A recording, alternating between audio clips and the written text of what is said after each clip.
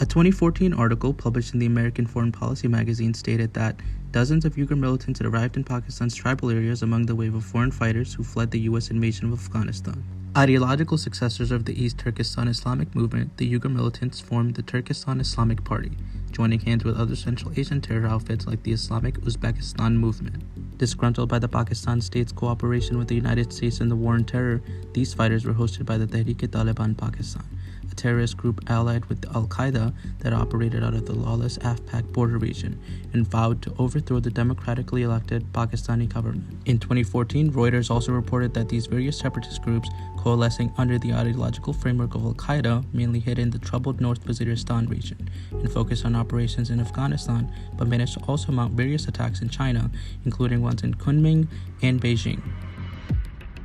Despite mounting pressure from the Chinese government and the United States to do more, Pakistan could ill afford to take up such an expansive counterinsurgency operation due to economic considerations and fear of blowback from its own population for taking foreign dictate. To pacify the two major powers, Pakistani officials employed underhanded tactics, like deporting Uyghurs living in Pakistan back to China and giving the United States tacit approval to drone strike its tribal regions.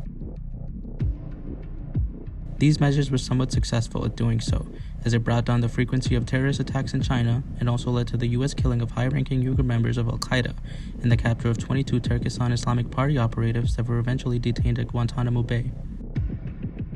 However, this sharply increased the intensity and frequency of attacks within mainland Pakistan, reaching a crescendo in Peshawar, where Afghan, Central Asian, and Uyghur fighters gunned down 149 children at the Army Public School, attended mainly by the family members of Pakistan's military officers.